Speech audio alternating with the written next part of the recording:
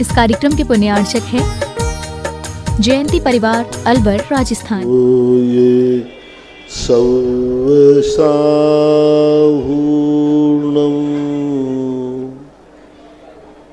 पंच परमेष्टि भगवान की आचार्य श्री गुरुवर कुंद कुंद महाराज की आचार्य श्री गुरुवर विद्यासागर महाराज की मुनि पुंगव निर्यापक शंबर मुनि श्री सुधा सागर जी महाराज की परम पूज्य मुनि श्री 108 पूज्य सागर जी महाराज की समस्त मुनि संघ की जय।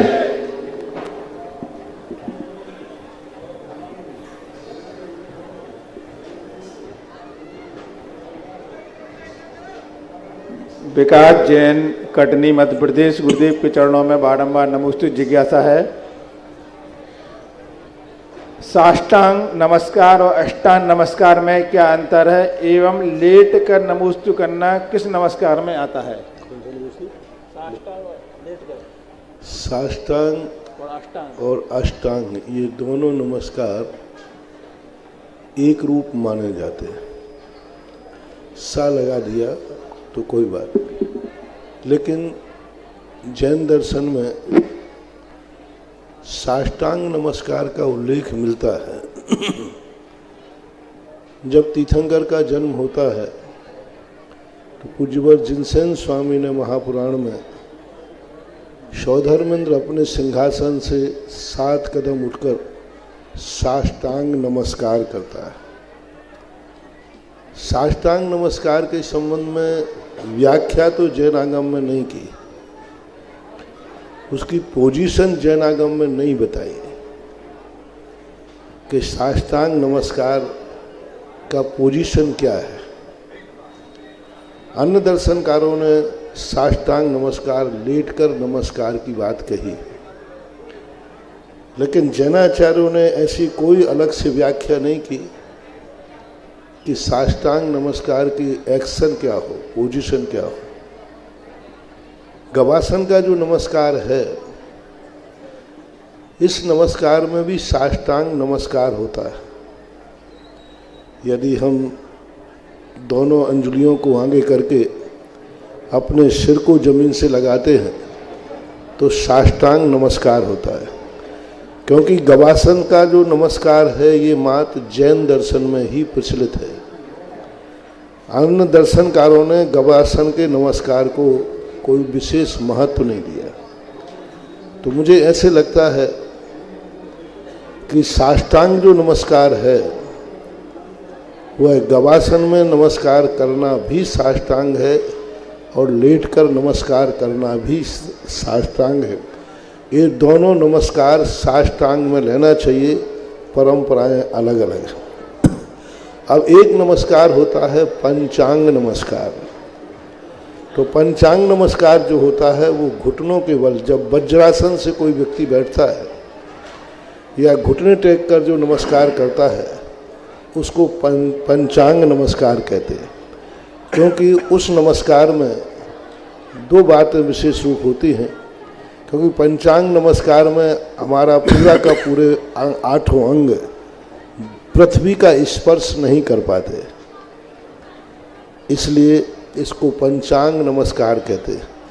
कई लोगों ने गवासन को पंचांग नमस्कार माना है, क्योंकि उसमें पेट जो है वो अंगों में आता है। 8 अंग होते ना, तो 8 अंगों में पेट भी आता है।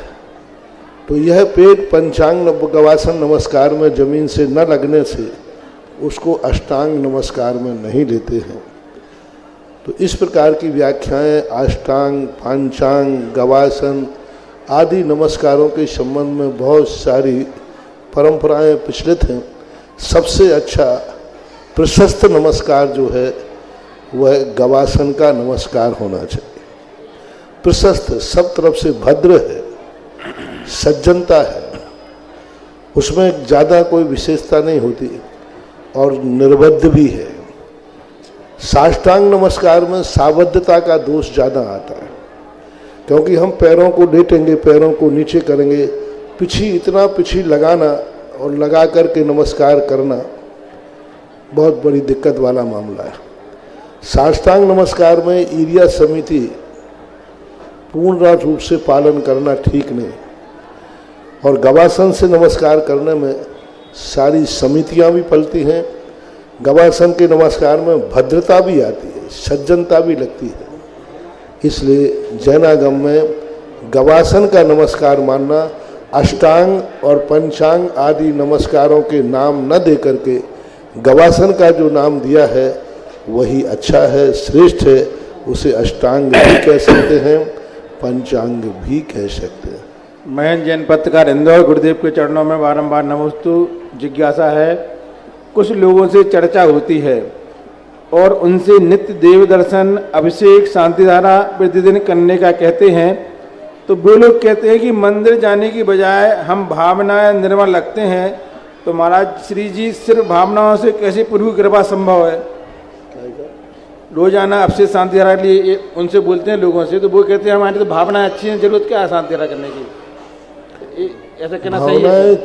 एक तो क्रिया करते समय ही अच्छे हो, लेकिन भावनाएं लक्ष्यभूत होती हैं, भावना क्रिया रूप नहीं होती।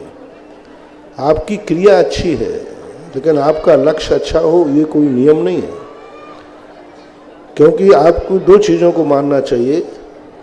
एक, जितनी भावनाएं हैं वे क्रिया रूप नहीं होती, लक्ष्य रूप होती है। तो क्रिया कभी कभी शुद्ध होती है लेकिन लक्ष्य रूप भावना अशुद्ध होती है। हमारे दर्शन में ऐसा कहा गया, जैन दर्शन में, अनंतो बार व्यक्ति योग शुद्धि कर लेता है। योगों की शुद्धि मिथ्या दृष्टि की भी होती है। मिथ्या दृष्टि भी अपने योग शुद्ध के माध्यम से नौमा ग्रेविक प्राप्त कर लेता है। मंत्र सिद्धियां रावण कर रहा है, पूज्यवर रवि शरण महाराज श्री पद्म पुराण में।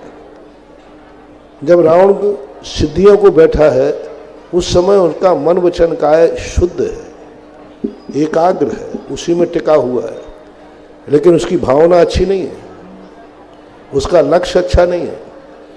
इसलिए शुभ योग मिथ्या दृष्टि को भी होता है, उसी शुभ योग के माध्यम से वो पुण्य का आश्रय करता है। शुभा पुण्यस्य अशुभा पापस्य। मिथ्या दृष्टि भी शुभ योग से बंध का कारण, तो शुभ पुण्य प्रकृति बांधता है। और तत्वार्थ सूत्रकार में कर्म का बंध उपयोग से नहीं, योग से होता है। मन वचन काया योग से होता है, और योग मिथ्या दृष्टि के पास भी शुभ होता है, लेकिन सम्यक दृष्टि के पास योग शुभ हो या ना हो, लेकिन उपयोग शुद्ध होता है। इसलिए चतुर्थ गुण स्थान से उपयोग शुभ ही माना गया। क्रिया अशुभ हो रही है, क्रिया अशुभ है और भावना शुभ है, उपयोग शुभ है। क्रिया शुभ है, भावना अशुभ है। इसलिए क्रियाएं ही आप कर रहे हो तो आप नहीं माना जाएगा कि आप सही कर रहे या गलत कर रहे। आपको भावना प्रतिदिन भाना पड़ेगी। प्रतिदिन के अभिषेक में, हर दिन के अभिषेक में कुछ लक्ष्य अलग अलग होता है, परिणाम अलग अलग होते हैं। तो आपको प्रतिदिन अपनी भावनाएं भाना पड़ेंगी कि मैं किस दिन किसके लिए अभिषेक कर रहा हूँ। बिना अर्थ क्रिया के कोई क्रिया फल देने वाली नहीं होती। इसलिए प्रत्येक क्रिया में अर्थ क्रिया निहित है, और अर्थ क्रिया का ही महत्व है, क्रिया का नहीं। महाराज जी, इनका कहना है कि कुछ लोग शांतिधारा आपसे नहीं कर करके वो कहते हैं हमारी भावना अच्छी है, मात करते नहीं है क्रियाएं, तो उनके लिए क्या है? भावना विहीन क्रिया भी और क्रिया विहीन भावना भी। हाँ, क्रिया विहीन जो भावना है वो कागज के फूलों के समान है, वही बता रहे हैं। गधे के सींग के समान है। भावना है, होली के दिन गधे के सींग होते हैं, पर होते हैं क्या? भावना है। आकाश के फूल होते हैं, होते ही नहीं आकाश के फूल। तो इस प्रकार से क्या कभी भावना से कोई व्यक्ति, मैं कहता हूं कि जैसे आप लोग धर्म कार्य में लगाते हैं, ऐसे कर्म क्षेत्र में क्यों नहीं लगाते हैं? हमारी भावना बहुत अच्छी है भोजन खिलाने की और खाने की, लेकिन खिलाऊंगा नहीं, खाऊंगा नहीं। भावना बहुत अच्छी है। मैं देखो, ब्याई जी साहब आए, रिश्तेदार आए, साहब मेरी आपकी बहुत भावना अच्छी है, आपको खिलाऊं पिलाऊं, लेकिन मेरी भावना बहुत अच्छी है, लेकिन खिलाया एक दाना भी नहीं है, चलेगा? भावना तो अच्छी है ना। इसी प्रकार तुम्हारी भावनाएं बहुत अच्छी हैं। अच्छा देखो, जितने पंच कल्याणक में कार्यकर्ता काम कर रहे हैं, इंद्राणी की भोजनशाला, चाहे इधर की, इन सब कार्यकर्ताओं की भावनाएं अच्छी है कि बुरी है? जोर से बोलो। तो फिर शिकायत क्यों कर रहे हो? फिर क्यों शिकायत कर रहे हो कि ये व्यवस्था नहीं है, ये व्यवस्था नहीं? भावनाएं तो अच्छी है ना सबकी।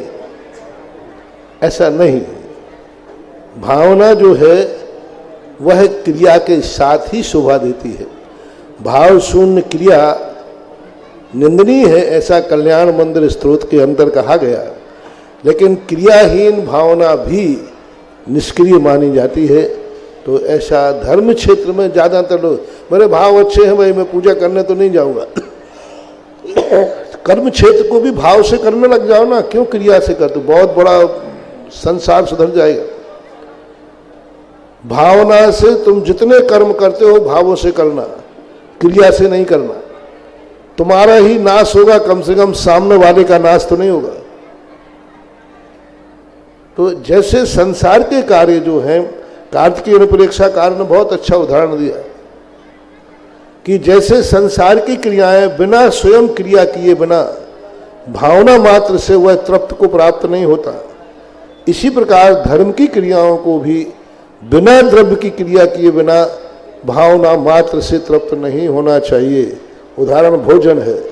जैसे भोजन भावना करने मात्र से भूख नहीं मिटती है, तृप्ति नहीं होती है, ऐसा ही द्रव्य पूजन किए बिना भाव पूजन मात्र से भी कोई तृप्ति नहीं होना चाहिए।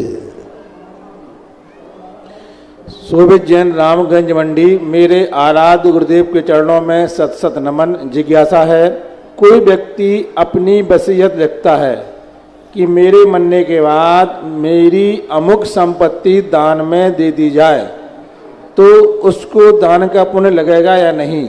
और महाराज जी, यदि कोई व्यक्ति वसीयत लिखता है तो उसे कम से कम कितने प्रतिशत संपत्ति दान में लिखना चाहिए? किसी को देना है तो वो हमारे लिए पूरी दे दे दान में, कि आधी छोड़ जाए आधी दान लिख जाए, ऐसा न करना। वो तो आपकी परिणति के ऊपर है, आप किसको कितना चाहते हैं। पहली बात तो आप धर्म को, परिवार को, रिश्तेदारों को किसको कितना चाहते हैं। वसीयत उसको दी जाती है जिसको चाहते हैं। एक दूसरी वसीयत होती है कानून के अनुसार। कानून कहता है कि आपका यदि परिवार है तो आप पूरी वसीयत दान में नहीं दे सकते, आपको कुछ ना कुछ उनको अंश देना पड़ेगा, क्योंकि उस वसीयत में उनका भी अंश है। जैसे घर का सदस्य आपका हो जाता है, बेटा है, आपका कितना भी दुश्मन क्यों ना हो, कितना भी प्रतिकूल क्यों ना हो, लेकिन आपका अंश होने से उसे द्रव्य संपत्ति का अंश भी कानूनन देना पड़ेगा। कानून के अनुसार कानून भी कहता है कि आपका अंश है तो आपको उसको संपत्ति का भी अंश देना पड़ेगा। जरूरी नहीं कि हम पूरा दें। इसलिए अपने आप को, शास्त्रीय भाषा तो ये है कि अपनी संपत्ति के 4 भाग करना चाहिए। एक भाग जो है स्वयं के खाते रखना चाहिए, दूसरा भाग अपने परिवार के खाते रखना चाहिए, तीसरा भाग समदत्ती। समदत्ती का अर्थ होता है जो हमसे पुण्यहीन हैं लेकिन वो हमारे समाज के हैं। पुण्यहीन है लेकिन वो मानव है, पुण्यहीन है लेकिन वो संगी पंचेंद्रिय है, पशु है। तो एक भाग जो है समदत्ती के रूप में अथवा करुणा के रूप में रखना चाहिए, और एक भाग उन्हें अपने आराध्य के लिए समर्पित करना चाहिए, धर्म के लिए। ये परंपरा एक गृहस्थ के लिए श्रावकाचारों में व्यवस्थित की गई है।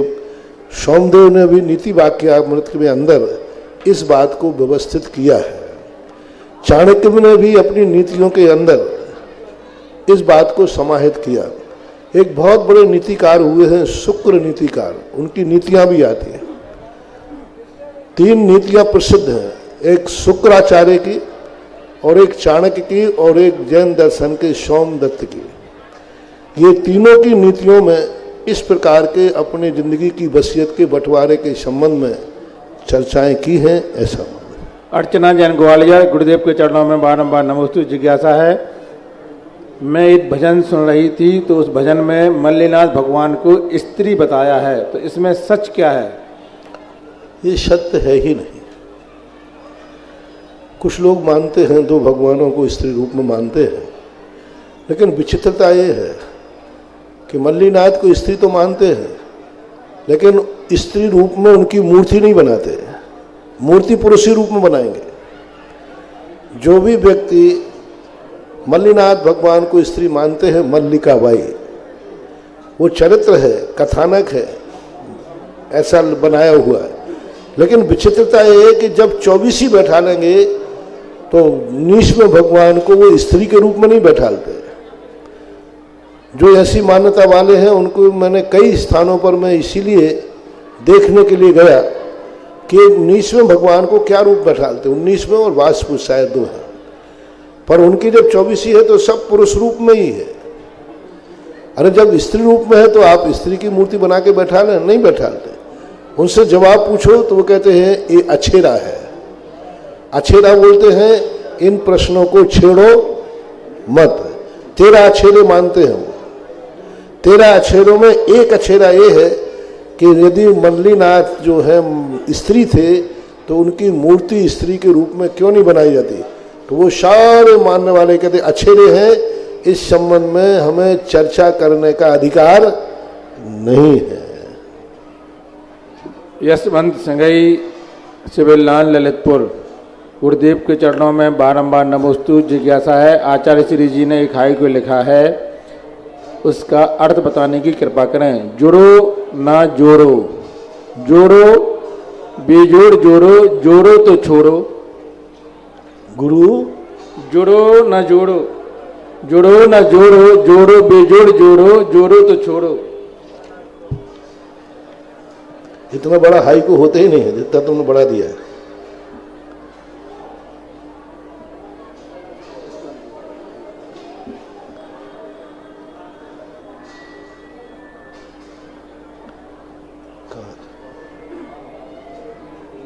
जोड़ो, दो गुरु नहीं दिखाएंगे, तुमने बहुत बड़ा दिया था। जोड़ो ना जोड़ो, 5 हो गए इसमें। जोड़ो ना जोड़ो, जोड़ो ना जोड़ो।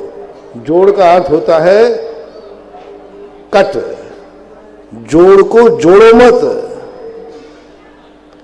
क्योंकि वो वाली बात, रहीमन धागा प्रेम का मत तोड़ो चटकाए, टूटे से फिर न जुड़े, जुड़े गांठ पड़ जाए।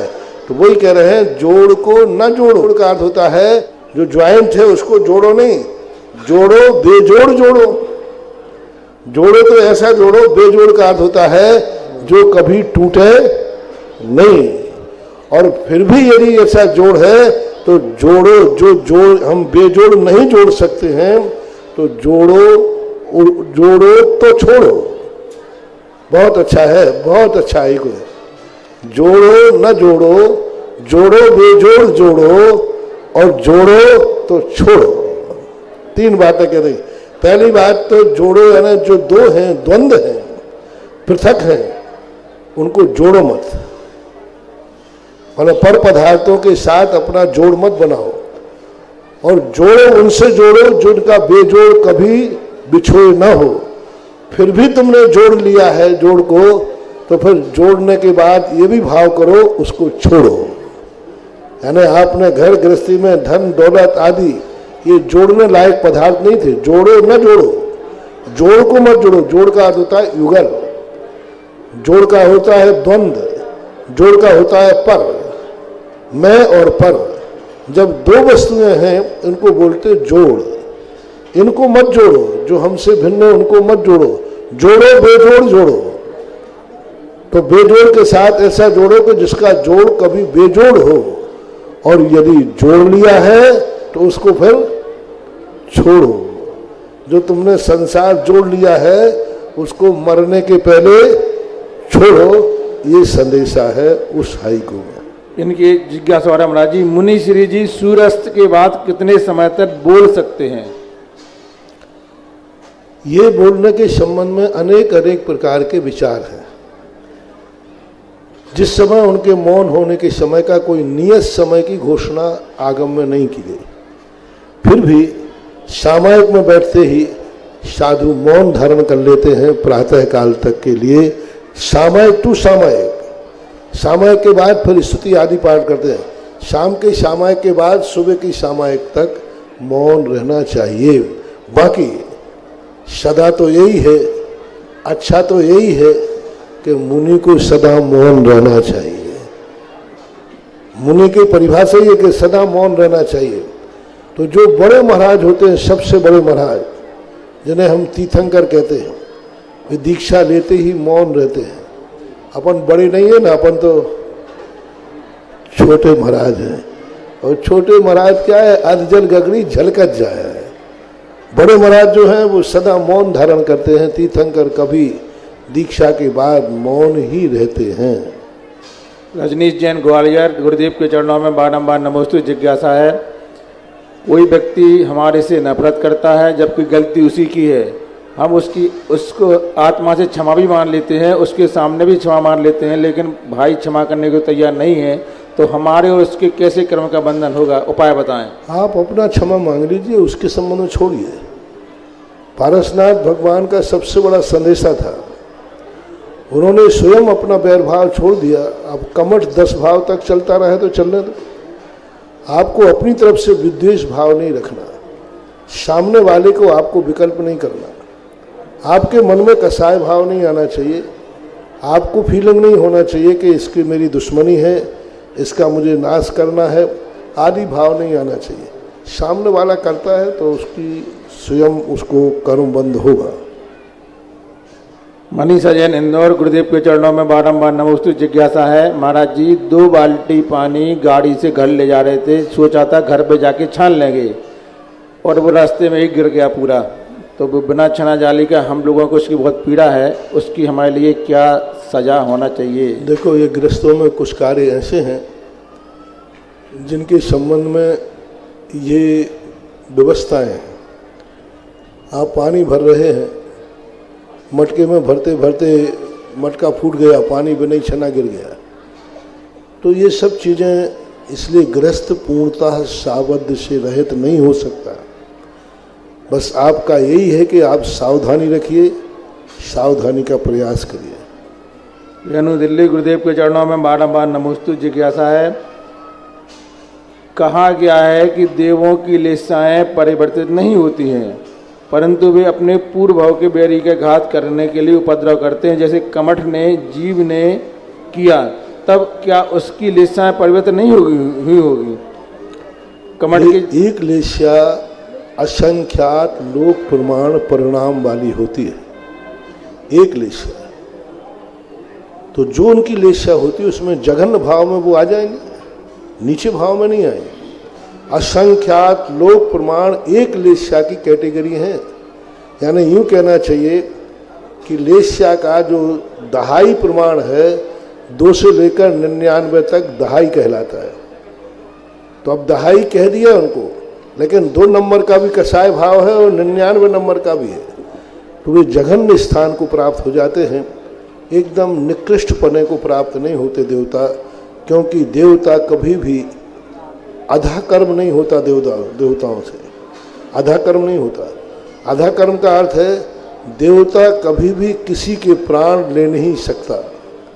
वो धक्का दे सकता है, किसी शिला के नीचे दबा सकता है, लेकिन तलवार से वह किसी का घात नहीं कर सकता। आधा कर्म नहीं होता देवताओं का। तलवार से घात नहीं कर सकता, गले से घात नहीं कर सकता। वो कमरे की हवा को निकाल देगा, लेकिन तुम्हारी श्वास को नहीं रोक सकता। जैसे सामान मर्डर करने वाले हैं, गला दबा देंगे, देवता गला नहीं दबा सकते। तुम्हारी श्वास नली या ऑक्सीजन को खत्म कर देंगे, तलवार से घात नहीं कर सकते वो। तो इस प्रकार के कुछ उनकी ऐसी सीमाएं हैं जिससे उनके निकृष्ट परिणाम नहीं हो पाते। उतने ही परिणाम होते हैं जो लेस्या के अंतर्गत आते हैं।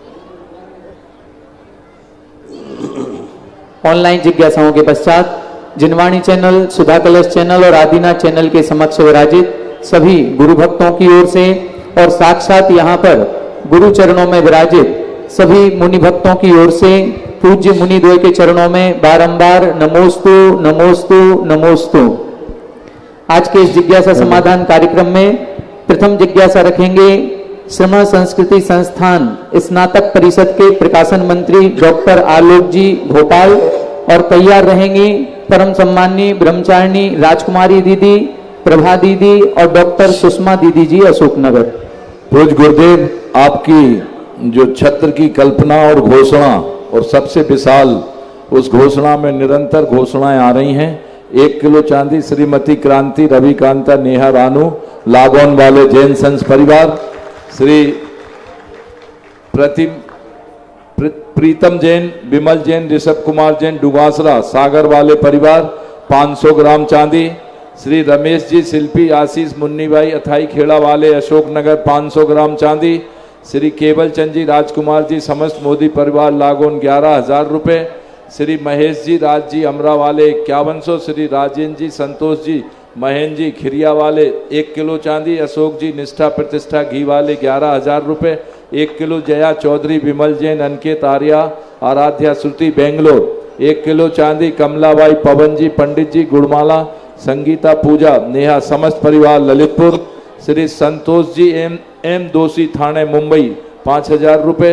विधान अभिनंदनोदय के लिए श्री राजकुमार जी सुधा जी सालगिरह पर मेघा जी मुद्दा जी आदित्य जी समस्त परिवार, श्रीमती मंजू प्रमोद जैन जयेश विभूति इक्षांसी जैन फणीस परिवार इंदौर 550 ग्राम चांदी, श्रीमती शकुंतला जैन पत्नी श्री बच्चू लाल जी ब्याह पाली वालों की पुत्रवधू आधा किलो, अर्चना जैन विनय कुमार जैन विनय कपूर जैन आधा किलो चांदी की धनराशि 35,111 रुपये, श्रीमती सुषमा पत्नी श्री कीर्ति कुमार जैन, श्रीमती बिनी पत्नी अनुराग जैन 250 ग्राम चांदी 17,511 रुपये, श्रीमती डिम्पल जैन पत्नी डॉक्टर श्री प्रवीण कुमार जैन म्यूजिक महल की ओर से 250 ग्राम चांदी 17,511 रुपये, 1 किलो चांदी श्रीमती बिमला सीमा जैन मनीष जैन मुच्छड़ मनीषा जैन मुच्छड़ परिवार की ओर से 200 ग्राम चांदी श्रीमती मणि जैन चूड़ी वाले मनोज जैन चूड़ी वाले परिवार की ओर से। कृपया जिज्ञासा करें भैया जी। नमोस्तु गुरुवर। श्रमण संस्कृति स्नातक परिषद के सभी सदस्यों की ओर से बारंबार नमोस्तु नमोस्तु नमोस्तु।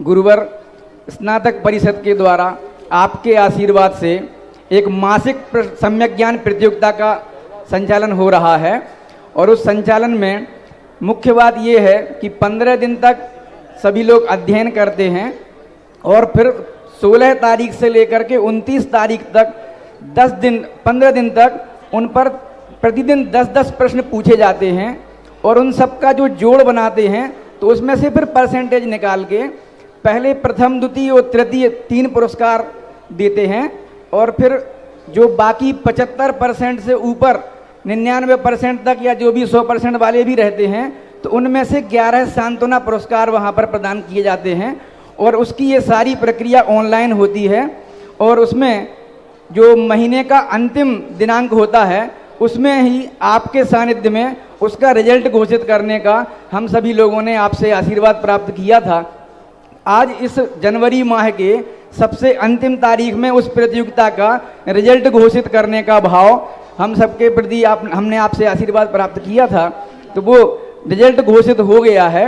उस रिजल्ट को सबसे पहले जो इस प्रतियोगिता में प्रथम स्थान प्राप्त किया है वो हैं किरण जैन, ये कुंभराज मध्य प्रदेश से। इन्होंने महाराज श्री 100 में से 100 अंक प्राप्त किए हैं। द्वितीय स्थान प्राप्त किया है खुरई के धन्य कुमार जैन, इन्होंने भी 100% अंकों को प्राप्त किया है। और तृतीय स्थान विदिशा मध्य प्रदेश से श्रीमती सरिता जैन, इन्होंने भी 100 अंक प्राप्त किए हैं। और महाराज जी 11 सांत्वना पुरस्कार हैं, उनमें से 75% से जो 99% और 100% भी नंबर जिन्होंने प्राप्त किए थे उन पर से फिर लकी ड्रॉ ऑनलाइन ही निकाला गया है। और यहाँ से अब जो घोषणा हो जाएगी उसके तुरंत पश्चात हमारे जो स्नातक परिषद का ऐप है उस पर उसकी ऑनलाइन क्लिप डाल दी जाएगी कि कैसे वो लकी ड्रॉ निकाला गया है। तो उन सांत्वना पुरस्कारों में 11 पुरस्कार दिए जा रहे हैं, जो कि एक सबसे पहले पुरस्कार है वो ललितपुर से ही है, नेहा जैन, इन्होंने 88% नंबर प्राप्त किए हैं। द्वितीय पुरस्कार सांत्वना वाला श्रीमती प्रियंका जैन भोपाल, इन्होंने द्वितीय। तीसरा सांत्वना पुरस्कार मंजूलता छावड़ा जयपुर। चौथा बीना जैन मेरठ। पांचवा गुणमाला जैन सिवार। छठा श्रीमती पढ़नाबाई रनवाल बीजापुर कर्नाटक। सातवां अलका कमलेश गांधी अहमदाबाद। आठवां ऋतु जैन सुगरलैंड, ये विदेश से इन्होंने यहाँ पर उसको प्राप्त किया है। नौवां विभा जैन गौर झामर मध्य प्रदेश। 10वां संगीता जैन अशोकनगर। और 11वां अंशुल जैन बाराबंकी, इन्होंने 11 सांत्वना पुरस्कार प्राप्त किए हैं। और महाराज जी, इसमें प्रथम पुरस्कार 5100, दूसरा 4100 और तीसरा 3100, और सांत्वना पुरस्कारों में 1100 रुपए प्राप्त होते हैं पुरस्कार में। और इनकी शुल्क जो है वो 100 रुपए मासिक है और वार्षिक में 1000 रुपए है। तो अब आपसे इस प्रतियोगिता में पुरुषों का वर्जित है क्या? नहीं महाराज जी, ऐसा तो नहीं जैसे मुकुट सप्तमी बच्चियां ही करती हैं, ऐसा इन्होंने बंटवारा कर लिया हो। मेरा तो धर्म की क्लास है, महिलाएं ही पढ़ेंगी, पुरुष तो सब या तो पढ़े लिखे हैं या सब मूर्खानंद है। नहीं महाराज जी, दूसरा पुरस्कार पुरुष ने ही प्राप्त किया है। पुरुषों को भी तो इस प्रकार की प्रतियोगिताएं चलती हैं, तो इनमें पुरुषों को भी भाग लेना चाहिए। थोड़ा थोड़ा ज्ञान भी होता है तो वह ज्ञान हमेशा बहुत बड़ा रूप धारण कर लेता है। मेरा ये निवेदन था आपसे कि महाराज श्री, लोगों को हम कैसे प्रेरित करें कि जिससे वो इस सरल प्रतियोगिता में जुड़ करके अपने ज्ञान की वृद्धि आसानी से कर सकें। क्योंकि आज कोई भी चीज़ है, जब तक इनके जीवन से नहीं जोड़ेंगे तब तक ये कोई धर्म करने वाले नहीं हैं। इसलिए इनके जीवन से ये जोड़ा जाए कि यदि आप संसार में भी सुखी रहना चाहते हैं तो भी आपको धर्म करना पड़ेगा। संसार में यदि आप चाहते हैं कि हम सब तरफ से अभाव से रहित रहें तो भी आपको धर्म करना पड़ेगा। धन भी उपार्जन करना है। यदि धर्म का पुण्य आपके खाते नहीं होगा तो आप कितनी मेहनत करेंगे तो भी धन आने वाला नहीं। धर्म वो चीज़ है जो पूंजी का काम करता है, जो हमें अदृश्य शक्तियाँ देता है। और जो पुरुषार्थ वर्तमान में करते हैं, पुरुषार्थ में फैल क्यों होते हैं? क्योंकि उसके पास धर्म रूपी पूंजी नहीं है।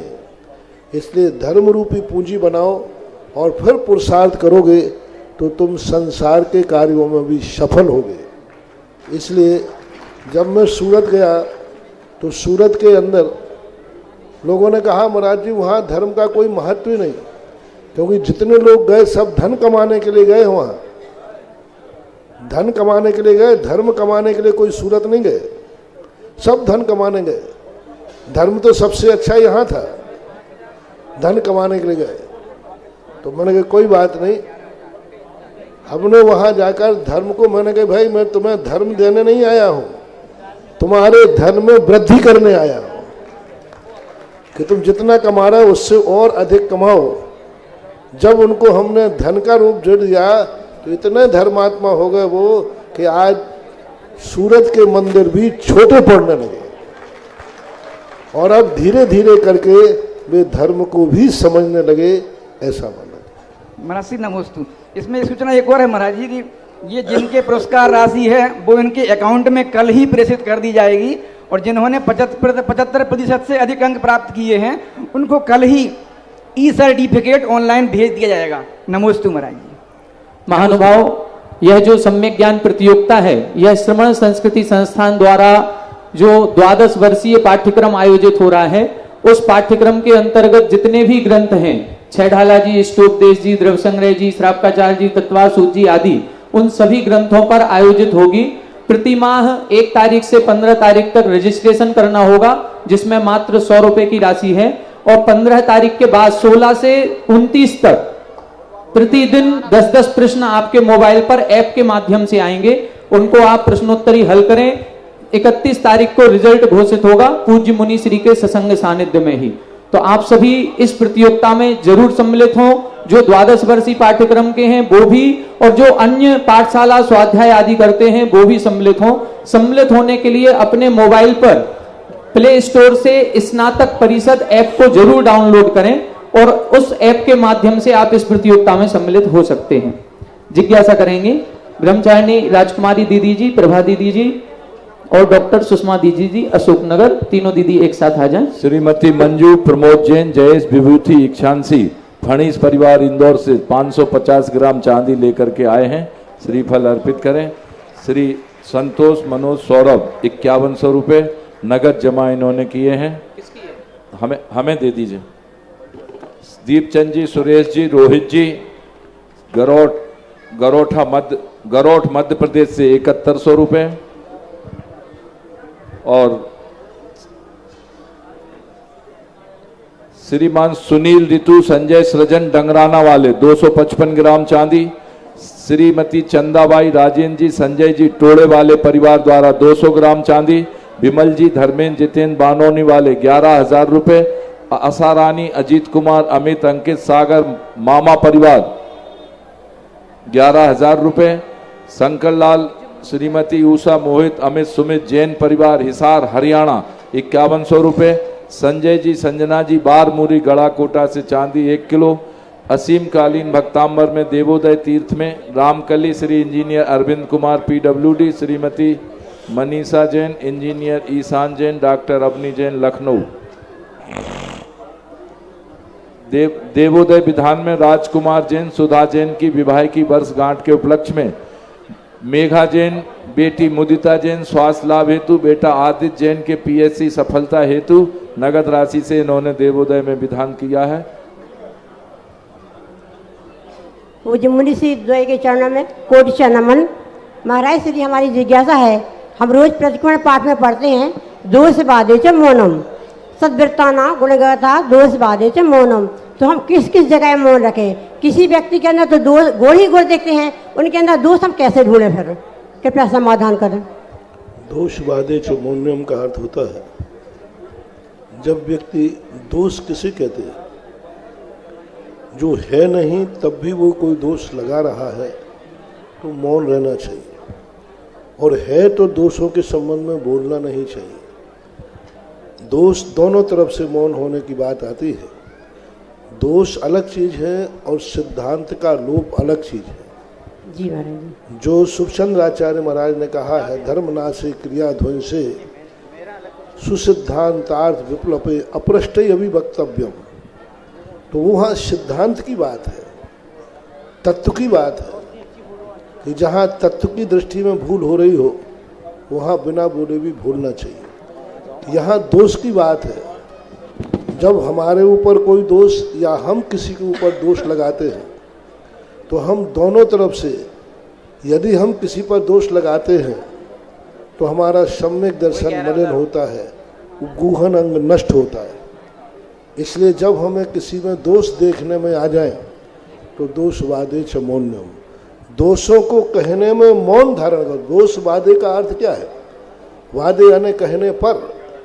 दोष, दूसरों के हम गुणों की प्रशंसा नहीं कर सकते, हम उनकी अच्छाई की प्रशंसा नहीं करते, तो हमें दोषों को भी कहने का अधिकार नहीं है। दोष दिखने पर मौन धारण करना, ये सम्यक दर्शन का उपगूहन अंग में भी यही कहा, निज गुण अरु पर अवगुण ढाके। अपने तो गुणों को ढाके, यानी अपनी प्रशंसा न करे, दूसरों के अवगुणों को ढाके, ये प्रशंसा। उसमें देखो पूज्यवर समंतभद्र महाराज ने कितनी बड़ी बात उदाहरण दिया। मालूम था कि ये ब्रह्मचारी छत्र का रत्न लेकर आया है, चोरी की है, लेकिन जैसे उसके कोतवाल पीछे पड़ते हैं, सेठ के पास पहुंचते हैं, कोतवाल कहते हैं सेठ जी इसने चोरी की है।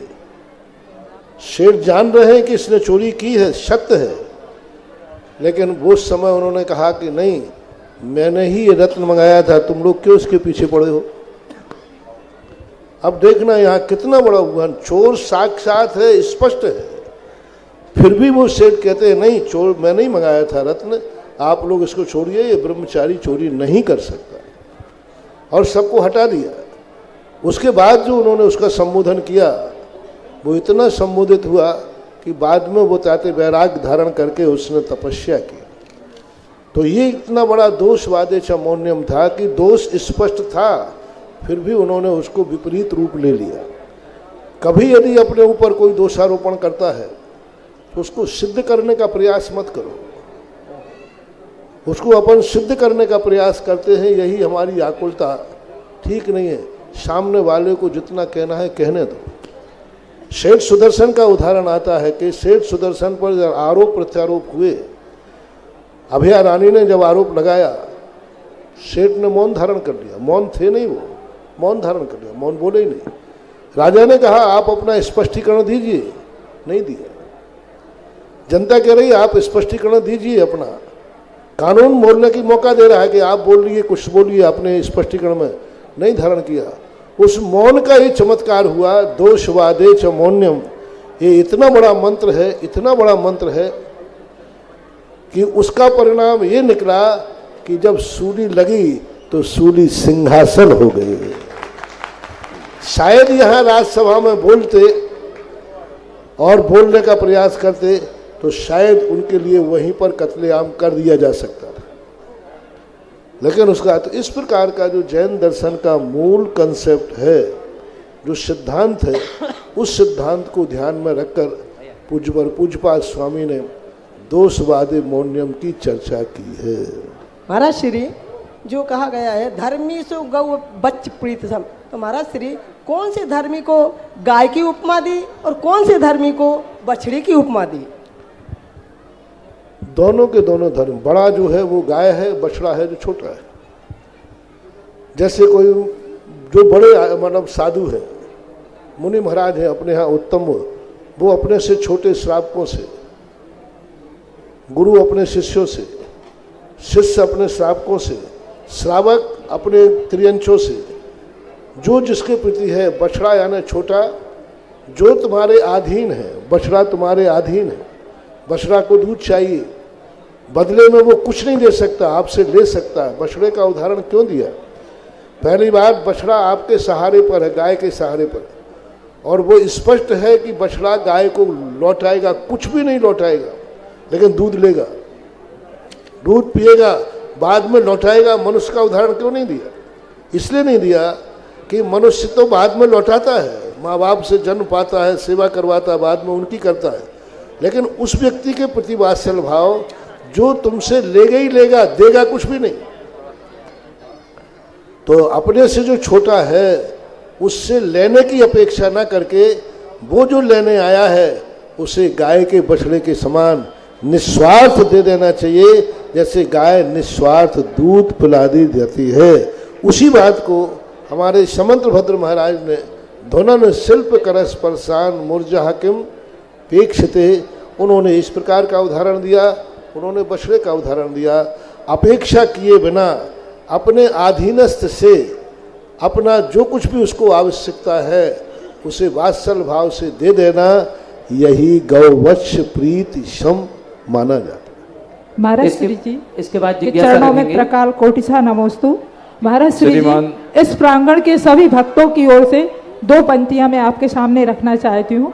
महाराज श्री जी, सदियों से हम सभी भक्तों के मन में, हमारी आत्मा के एक प्रदेश में नहीं असंख्यात प्रदेशों में असह्य पीड़ा है। भगवान प्रभु मौन क्यों है? तो प्रभु ने आपकी ओर इशारा करते हुए कहा कि बोलने वाले पूज्य श्री जी है ना, इसलिए मैं मौन हूं, इसका समाधान कीजिए। वो मौन इसलिए है कि उनकी बात कोई समझता ही नहीं। वो मौन इसलिए है कि उनकी बात जितनी ऊंची है उस ऊंचाई तक लोग पहुंचते नहीं।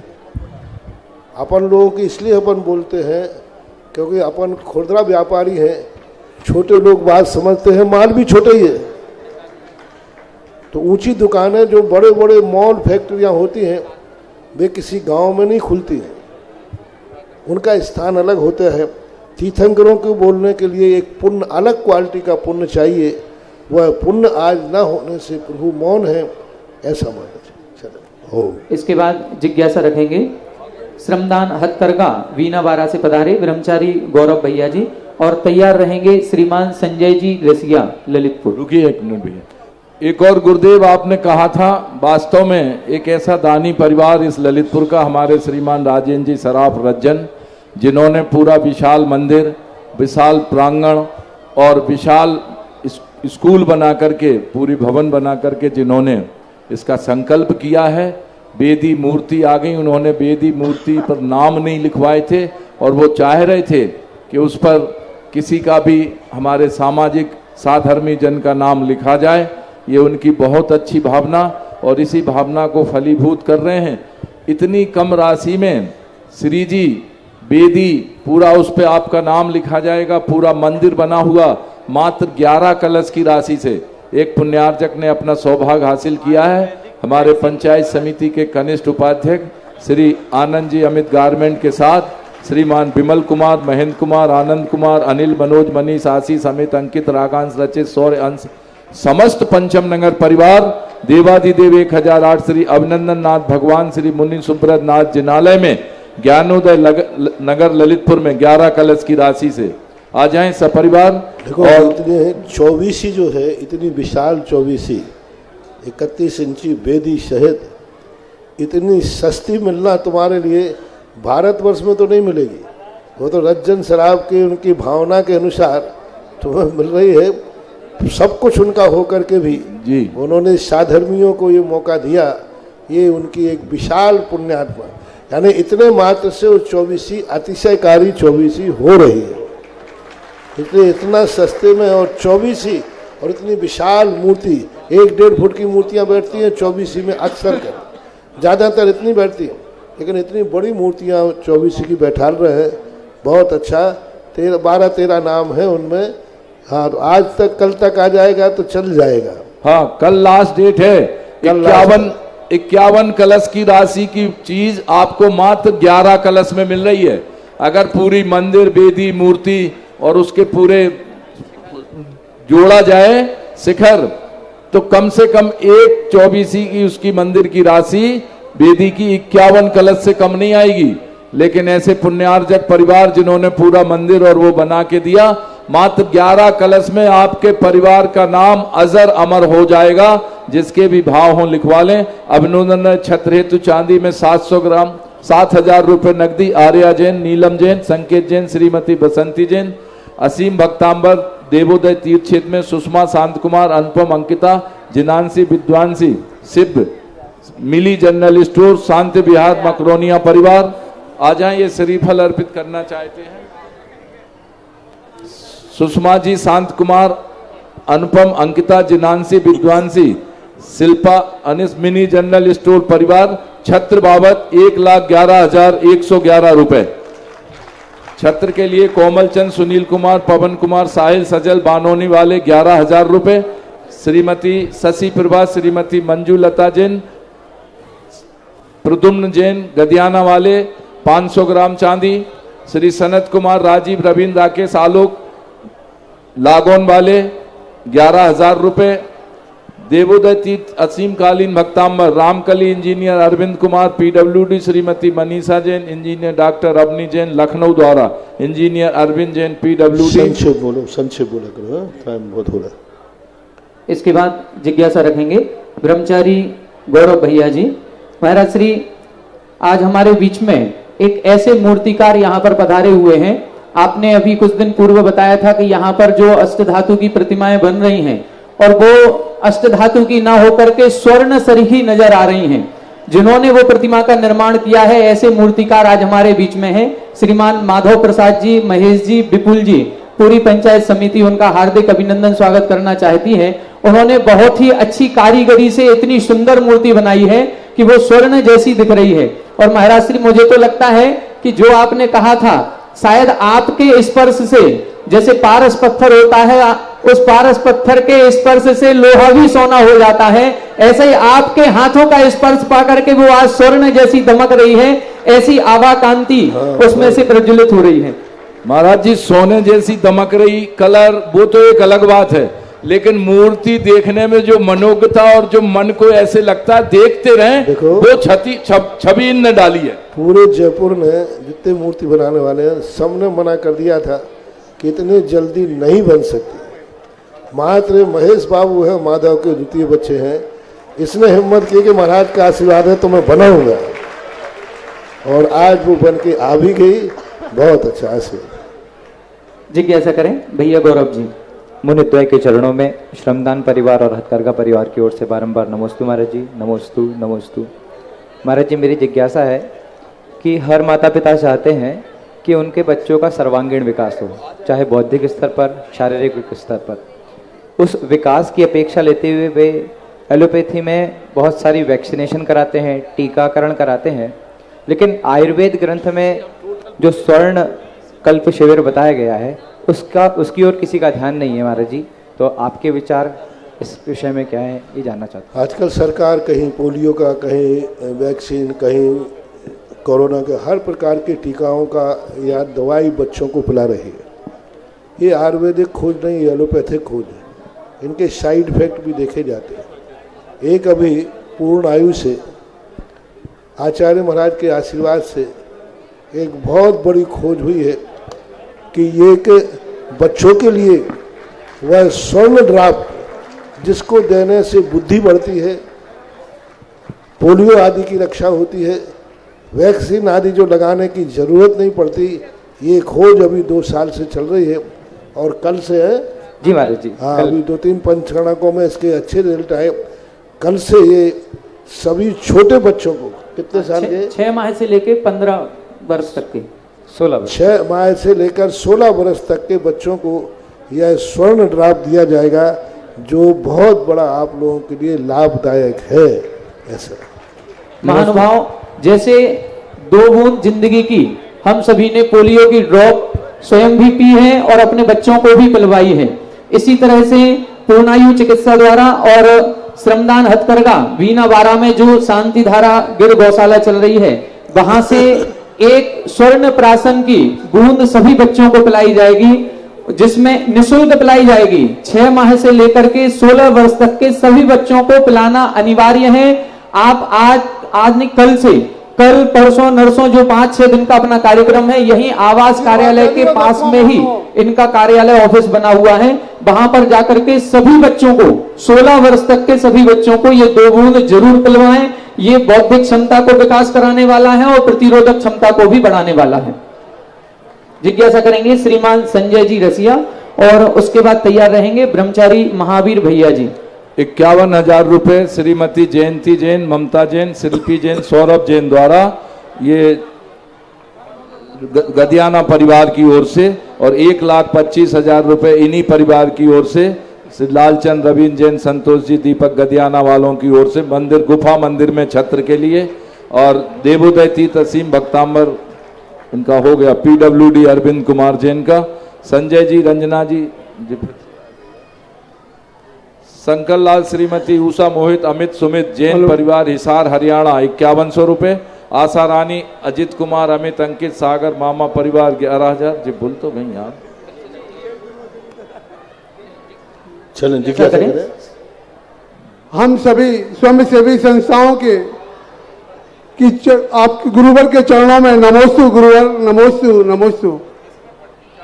गुरुवर, घट यात्रा तो एक छोटे रूप में हम लोगों ने निकाली, अब कल बड़े उत्साह का और जन जन के कल्याण के लिए, कल भगवान का जन्मदिन है और जन कल्याण का जलूस किस रूप में हम लोग निकालें कि एक अच्छा रूप बने और जन जन का कल्याण हो।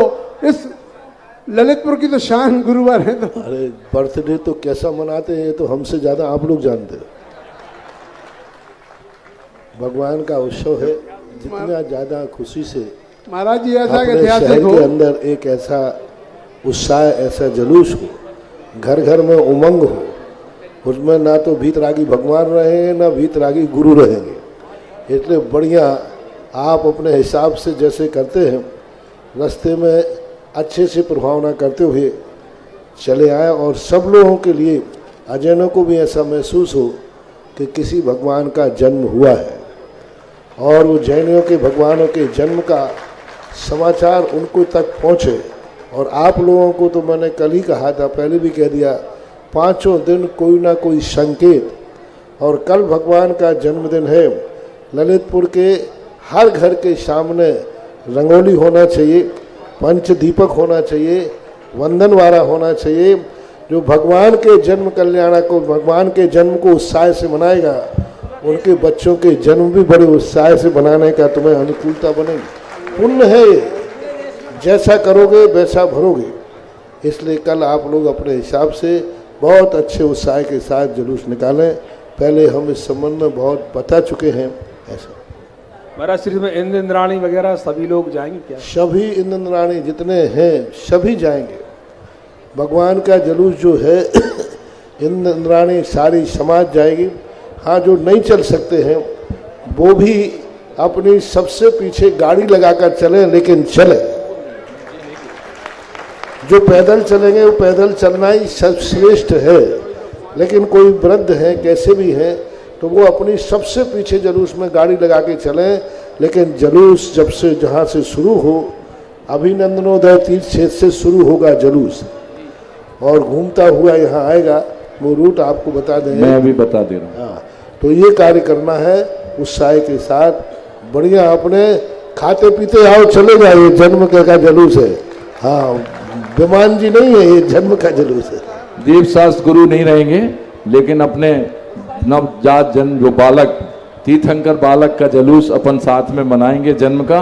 ये जुलूस क्षेत्रपाल मंदिर, अभिनंदनोदय तीर्थ मंदिर से होता हुआ तुवन चौराहा से तालाबपुरा, तालाबपुरा से सावरकर चौक से घंटाघर से सीधा पानी की टंकी के बाद ब्याना नाला, इलाइट चौराहा से होता हुआ सीधा कार्यक्रम स्थल तक आएगा।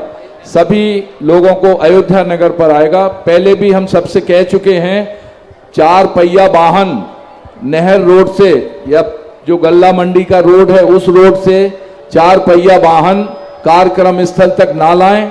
4 पहिया वाहन को आने की सुविधा, चाहे पास वाले हों चाहे बिना पास वाले हों, उनको 4 लाइन से सुविधा दी गई है आने की। इधर नहर रोड पे आवश्यक 2 व्हीलर या जरूरी कोई काम है तो वो वाहन आ सकते हैं, वो भी 2 व्हीलर से। 4 व्हीलर चाहे वो सामग्री ला रहा हो चाहे कुछ भी ला रहा हो, उसको नहर रोड से आने की अनुमति नहीं है। उसके लिए हर हाल में हाईवे से आना है। इसलिए आप सबसे विनम्र निवेदन है, जो वहां हमारे तारण तरण हमारे समैया परिवार द्वारा पूरा यातायात की सेवा दी जा रही है, उनको बाध्य ना करें, उन्हें परेशान ना करें। बड़ी मुस्तैदी के साथ वो वहां पर अपनी सेवाएं दे रहे हैं। इसलिए कोई भी वहां पे 4 पहिया वाहन वहां से ना लेके आए। 4 पहिया वाहन केवल और केवल आप 4 लाइन से लेके आए। प्रीति तन्वी के पापा संतोष और भाई सोमिल की पुण्यतिथि पर अरहम के जन्मदिन पर अखंड देवोदय में भागनगर परिवार, अंकित जैन बजाज, सोमिल जैन 5100 रुपये, श्रीमान राकेश कुमार, बिक्की जैन, कधन जैन एवं समस्त बनी ठनी परिवार 11,000 रुपये। 1 किलो चांदी श्रीमती सुशीला असरफी शकुंतला जखौरा वाले परिवार, छत्र हेतु 11,000 रुपये श्रीमती शशि प्रभा दीपक दीपका जिजियान वाले परिवार, और श्री दयाचंद जैन की स्मृति में लीला जैन, सुनील कुमार, अर्जुन खिरिया वाले 5100 रुपये, श्रीमती पुष्पाबाई जैन, प्रदीप कुमार 11,000 रुपये, और स्वर्गीय महेंद्र कुमार जी गोधा द्वारा बैंक में ट्रांसफर 5100 रुपये। 5,000 रुपये अजित बछरावनी वाले चिंतामणि रोहित कुमार ललितपुर। 1 किलो चांदी राजेश कुमार, राकेश कुमार, संजय कुमार हमारे गुगरवाला परिवार। असीम कालीन अभिनंदनोदय में भी इंद्रजीत कोसाम्बी। जुलूस का समय सुबह 10 बजे से है। कोमल चंद दादा, चंदाबाई, अजय कुमार, ममता, सौम्या, आयुष हमारे आदरणीय कोमल दादा मड़वारी वाले परिवार 250 ग्राम। श्रीमती चंदा, स्वर्गीय श्री राजेंद्र जैन, संजय जैन टोड़े वाले परिवार 200 ग्राम। श्रीमती उषा जैन जाखलोन 5100। श्री सुधा सागर जी ज्वेलर्स बेगमगंज 1 जोड़ी चमर। श्री विनोद कुमार जी जैन पाली वाले 15। श्रीमती सुधा जैन खनिया धाने वाले ग्वालियर, और अंत में श्री राजीव जैन, प्रीति जैन खजरा वाले 5100 रुपये। सुधीर, रेखा, हंसी, प्रीसा, हर्ष, विशाल बड़ौदा से 11,000 रुपये। कृपया जिज्ञासा करें। मेरे गुरुदेव को बारंबार नमोस्तु। महाराज श्री, ये जिज्ञासा मेरी नहीं है, आपके अनन्य भक्त जे.के. जैन दिल्ली की है, जिन्होंने कि आपसे ऐसा आशीर्वाद लिया कि जो धवला जी, महाधवला और ये बड़े बड़े षटखंडागम के ग्रंथ हैं, उनकी 39 जो शास्त्र हैं, उनको ताम्रपत्र पर पूरे जिंदगी भर आजीवन उनको सुरक्षित करने के लिए, और ये एक ऐसा संयोग है कि ये आशीर्वाद आपसे 30 साल पहले यहाँ पे 9 गजरत के समय उन्होंने लिया था। 93 की बात है। उस समय मैं नास्त्र दमस को पढ़ रहा था। नास्त्र दमस एक ऐसा पॉमिस्टर है जिसकी भविष्यवाणियाँ प्राय सही निकली है, और उसने जब कहा था कि आगे आने वाला विश्व युद्ध ऐसा होगा कि जीव राशि खत्म हो जाएगी, पौधगलिक राशि ज्यों की त्यों बचेगी, तब मेरे मन में भाव आया था हम लोग भली चले जाएंगे ऊपर, लेकिन यदि शास्त्र जीवित रह जाएंगे तो फिर से महाराजों का जन्म हो जाएगा। 600 साल तक उत्तर भारत में मुनि महाराज नहीं रहे, लेकिन मूलाचार जिंदा रहा, तो पुनः पूज्यवर शांति सागर महाराज इस श्रवण सरिया की ध्वजा लेकर आगे बढ़े। तो उस समय भाव आया था कि कागज तो खत्म हो जाएगा, क्यों ना जिनेन्द्र देव की सारी वाणी को ताम्रपत्र पर उत्कीर्ण कराया जाए। और उस समय इसी 93 में यहीं ललितपुर से शुरू हुआ था। ताम्रपत्र का एक मंदिर भी बनाया गया था, लेकिन वो बढ़ते बढ़ते इतना बढ़ गया कि वो राजस्थान में भी चलता रहा, और दिल्ली के इतना महंगा कार्य था उस समय, इतना महंगा कार्य था कि प्रारंभ में बहुत ज़्यादा, लेकिन दिल्ली के जे.के. जैन उस समय आए थे। उन्होंने प्रीति विहार में उन्होंने एक ऐसा बढ़िया काम किया कि जो 100 रुपये की चीज़ थी वो 10 रुपये में बनाने के लिए उन्होंने पूरी सब तरफ से संपर्क करके, सारे आइटम का लोगों से संपर्क करके इतना सस्ता उन्होंने करवा दिया संपर्क करके। और आज पूरे षटखंडागम जय धवला, महाधवला, कुंदकुंद स्वामी, समंतभद्र स्वामी, उमा स्वामी आदि अनेक आचार्यों के साथ उन्होंने सब ताम्रपत्र पर उत्कीर्ण करा दिए हैं। और वो सारे ताम्रपत्र सांगानेर मंदिर में जहाँ देशी और विदेशी पर्यटक आते हैं वहाँ पर रखने के लिए वहाँ पर सारे रखे जा रहे हैं। बहुत बड़ा कार्य इन्होंने किया और बहुत बड़ा कार्य हुआ। ये कार्य पहले एक बार पूज्यवर शांति सागर महाराज ने महाराष्ट्र के अंदर किया था, और उसी कार्य के लिए पुनरावृत्ति करके अभी ये कार्य हुआ। बहुत अच्छा, आशीर्वाद के पात्र। आज का जिज्ञासा समाधान कार्यक्रम यहीं पर संपन्न होता है। महानुभाव, कल जो जन्म कल्याणक की महान शोभा यात्रा यहाँ पर अभिनंदनोदय तीर्थ क्षेत्र से अयोध्यापुरी तक आएगी, और अयोध्यापुरी से विदेह क्षेत्र स्थित सुमेरु पर्वत के पांडुक वन पर पांडुक शिला पर सौधर्मेंद्र द्वारा जाएगी। उसमें सौधर्मेंद्र के साथ असंख्यातों इंद्राणी साथ में होंगे और उनको जन्माभिषेक करने का अवसर मिलेगा। जो भी जन्माभिषेक करना चाहते हैं उनके लिए राशि निर्धारित है और कलश भी निर्धारित है। यहाँ आप देख रहे होंगे सभी के लिए रजतमय कलश दिया जाएगा और स्पेशल एक अलग से धोती दुपट्टा भी दिया जाएगा। 5,000 रुपए की राशि, 7,000 रुपए की, 11,000, 21,000, 31,000, 51,000 रुपए की राशि में आपको ये कलश दिए जाएंगे। सीमित कलश हैं, जिनको भी अपना कलश बुक कराना है, आवास कार्यालय के पास हमारा वित्त विभाग बना हुआ है, उस वित्त विभाग में जाकर के अपनी रसीद कटवा लें और कलश प्राप्त कर लें। श्रीमान संजय जी रसिया जी से संपर्क। श्रीमान संजय जी रसिया जी, पूज्य श्री याद कर रहे हैं। आज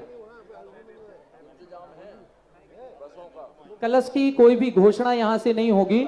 आप सभी लोग वहां जाकर के अपनी रसीद कटा लें और रसीद के बाद अपना कलश वहां से प्राप्त कर लें और कल सीधा जन्म कल्याणक के उस महा महोत्सव में उस समय उपस्थित हो जाएं।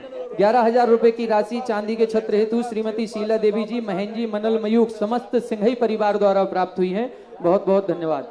आज अभी पूज्य श्री की आरती के पश्चात यहाँ पर 56 कुमारी देवियों के द्वारा हमारी माता मरु देवी का स्वागत, सम्मान, सत्कार किया जाएगा और वो सभी 56 कुमारी देवी जो भी बनना चाहती हैं, 11,000 रुपए की राशि निर्धारित की गई है। नाम की घोषणा नहीं होगी। आप लोग जाकर के वित्त विभाग में जाकर के रसीद बनवा लें और रसीद बनवाने के बाद जो भी आपकी स्वागत सामग्री आप लेकर के आए हैं, जिस नगर से, जिस राज्य से आए हैं, वहां से वो देवियां आएंगी और आकर के महारानी मरु देवी का आदर सत्कार यहाँ पर करेंगी। तो जो भी 56 कुमारी देवियां बनना चाहती हैं, स्थान सीमित हैं, बहुत सारे नाम आ चुके हैं, जिनको भी बनना है 11,000 रुपए की राशि देकर के वित्त विभाग में संपर्क कर लें। पूज्य श्री की मंगल आरती करने का सौभाग्य 5151 रुपए। शीघ्रता से अपने नाम बोलें। 5151 जो भी महानुभाव इस ऐतिहासिक महापंच कल्याणक महामहोत्सव के अवसर पर पूज्य श्री की आरती करना चाहें।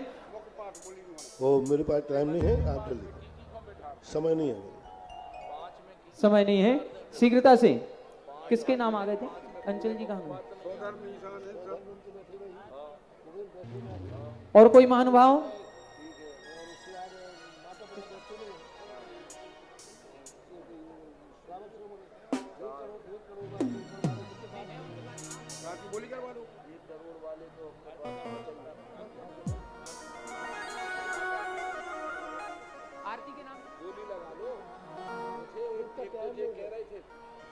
कौन?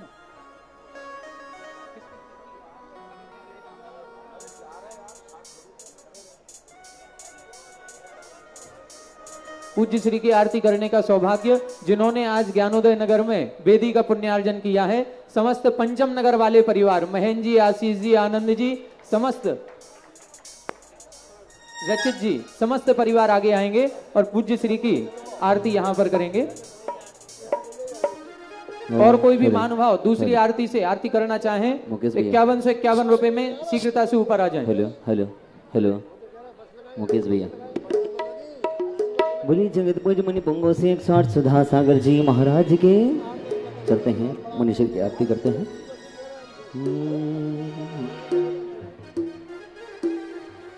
हो सुधा सागर के गुण आगर के शुभ मंगल दीप सजाए के गुरु आज उतारे आरतियां। थोड़ा बढ़ा देना इको। जय हो।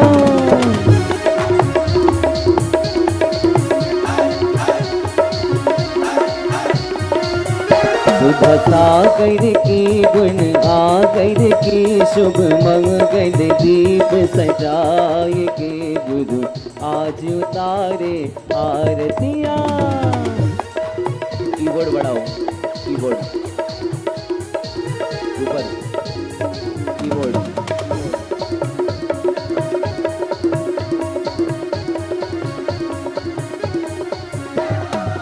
रूप श्री श्री शांति देवी के गर्भ विषय गुरु आए। ईश्वरवारा जन्म लियो है, सब जन मंगल गाए। गुरु जी सब जन मंगल गाए। विद्या की वैरागी की ले दीप सुमन का। इस कार्यक्रम के पुण्यार्चक थे जयंती परिवार, अलवर, राजस्थान।